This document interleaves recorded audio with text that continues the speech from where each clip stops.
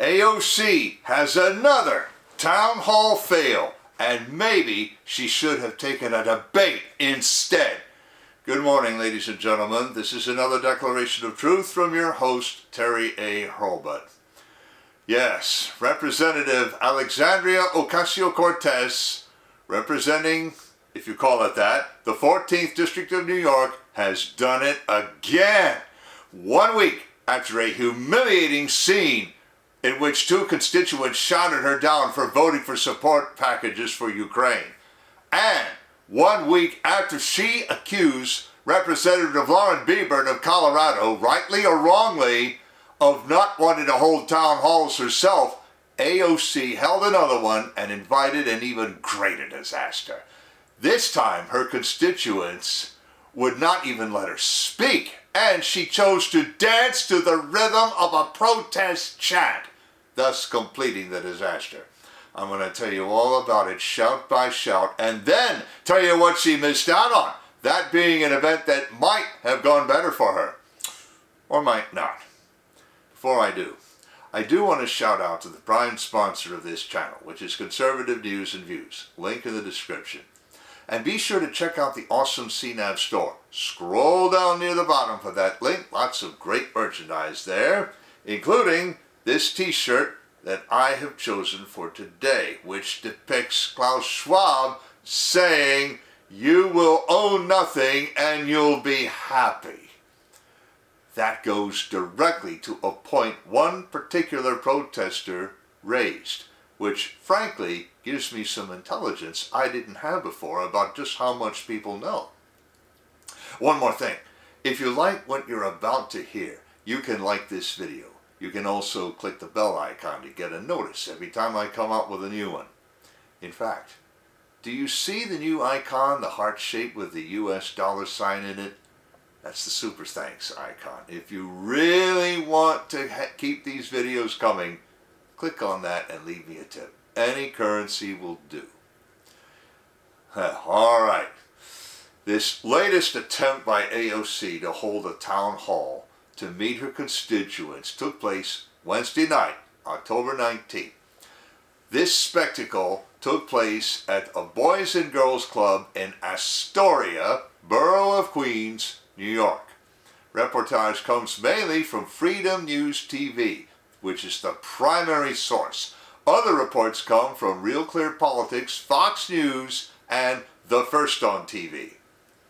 Protesters appeared from the beginning, and this time gave more clues to their grievances. Freedom News TV has the best pictures. I have a link in the description to my favorite, a still frame from video someone took at the event. I'm going to give you a sampling of the text of the signs the protesters brought in, but I have to warn you, one of those signs has an obscene word on it, so you know the drill. Parental judgment and discretion are advised. So let's see. We have first a red stop sign modified to read, "Sandy, stop lying." Then here's one, "Agenda 2030, UN is dirty, save humanity." And the last one, the one with the bad word, well, basically it's the chant that became "Let's Go Brandon," only it's in the original, if you catch my drift. I also have a link to a 7-minute video of the whole thing. That video briefly shows a sign that actually provoked a comment from AOC. It read, "Wake up New York, vote Tina Forte," and then use that same bad word, this time with AOC as the target. Now, in case you didn't know, Tina Forte is AOC's Republican opponent. She won the New York Republican primary on August 23rd to face off against AOC in midterms. Several protesters shouted out their concerns, which included selective treatment of certain constituencies in the provision of community housing. In fact, the video begins with one man saying in a very crude manner that he felt that he would have to make an alternative lifestyle choice or he wouldn't get a place to live. Somebody shouted back that his lifestyle choice wouldn't enter into it, but he pointed out that taxpayers' money is going to support community housing that is restricted to alternative lifestyle participants. Now, I'm not going to say any more about that. For the same reason I didn't give you the full particulars of those two sides that I mentioned. Gotta keep it family friendly. Well, sometime after that is when the crowd erupted with a chant of, "Hey, hey, ho, ho, AOC has got to go!" They even played bongo drums to provide rhythm for the chant. AOC shouted to the crowd to listen to her, but they would not listen, nor would they stop chanting, "Hey, hey, ho, ho, AOC has got to go!" And that's when she actually started dancing to the rhythm of the drums. And when she spotted the sign saying to vote for Tina Forte, closing with a crude reference to AOC, she sarcastically replied, "Very classy, thank you, sir." The back and forth shouting continued, and then someone, we still don't know who, turned out the lights. AOC's security force escorted her out to loud cheers. Then someone turned the lights back on, and she returned saying, "I'm not allowed to be in a room with the lights turned off." Play the whole video for yourselves. Seeing and hearing are believing. Fox News tells us that another protester pretended to be wearing handcuffs. Now this goes back to AOC protesting in front of the Supreme Court after the decision in Dobbs versus Jackson Women's, and you know the one. Well, in that incident, AOC pretended to be wearing handcuffs, and she broke character in the middle of the gesture. I've told you about that before, shortly after that happened. As the 7-minute video makes clear, not everyone in the room was against her, so for a minute or two, you can hear protest and counter-protest at the same time. Chants of "throw her out" competed with the sounding of her initials, AOC, AOC. The various Twitter users shared their own video recordings, and from the reports that I collected, of course, I collected 5 tweets with video footage, and I'm going to link to all 5 in the description. So, what did we learn from this incident? Well, actually, we know more than we did before, which surprises me. Before I tell you what that is, I want to shout out to a sponsor who can really help you through the economic storms to come.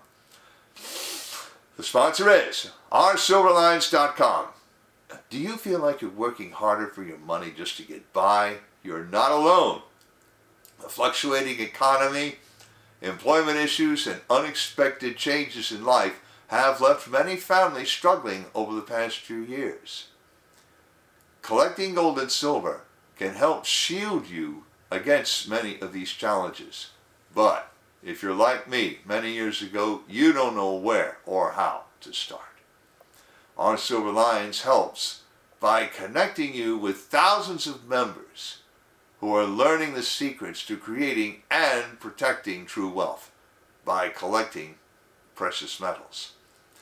Whether you just want to collect rare and unique coins or take advantage of the business opportunities that company provides, they can help you learn to live an exceptional life.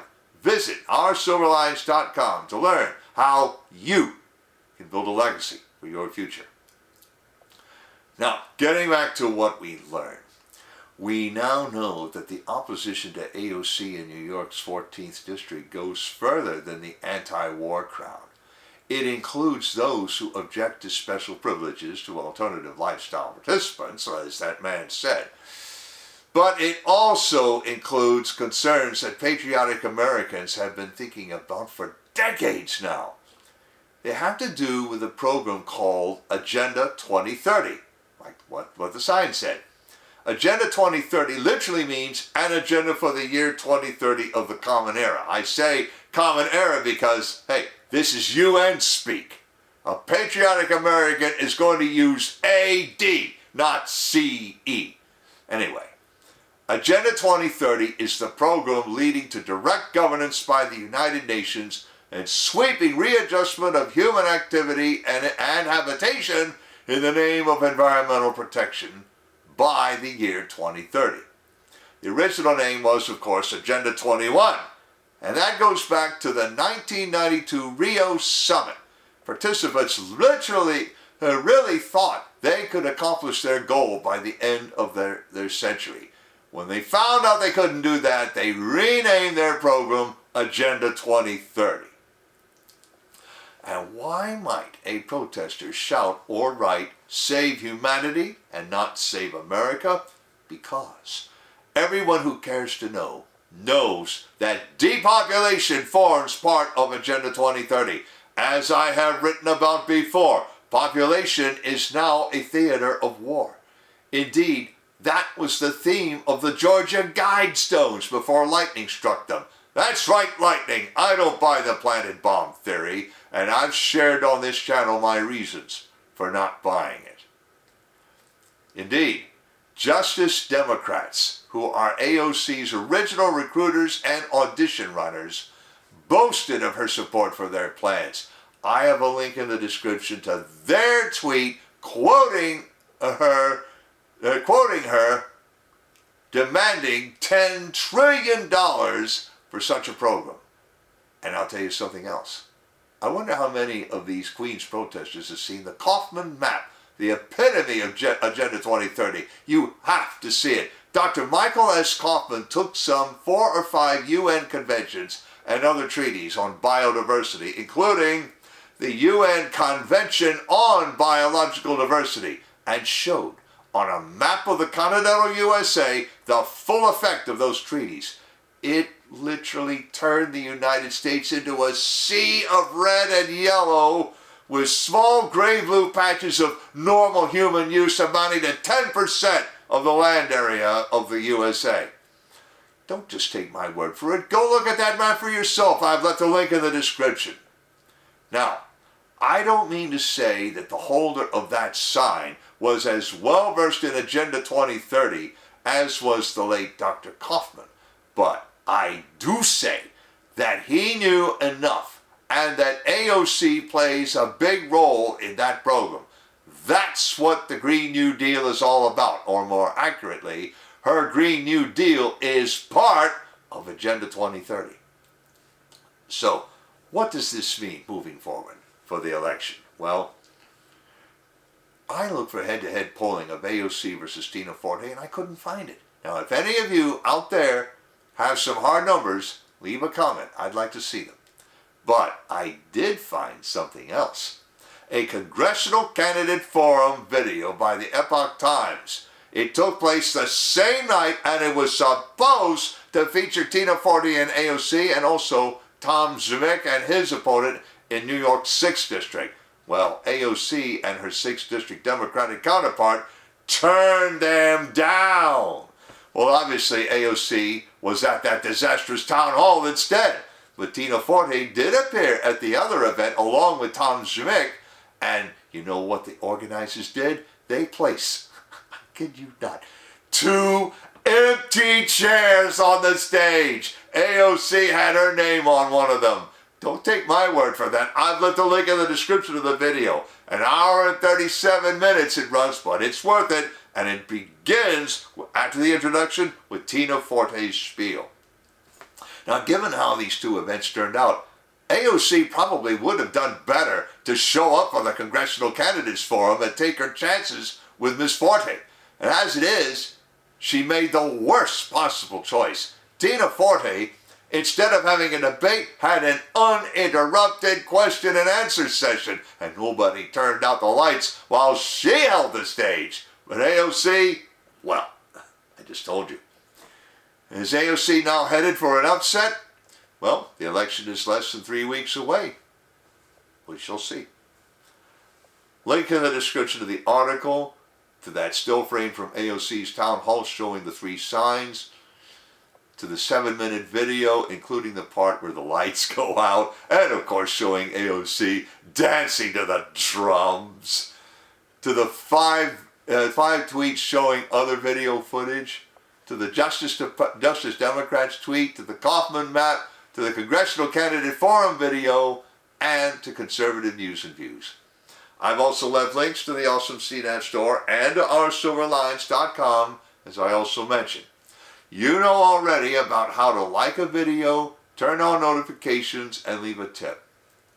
On the end screen, I'm going to leave a subscribe link to my channel and links to my video of AOC's earlier disaster and to that 7-minute video of the October 19th event and the Congressional Candidate Forum showing her empty chair and her opponent giving a much better account of herself.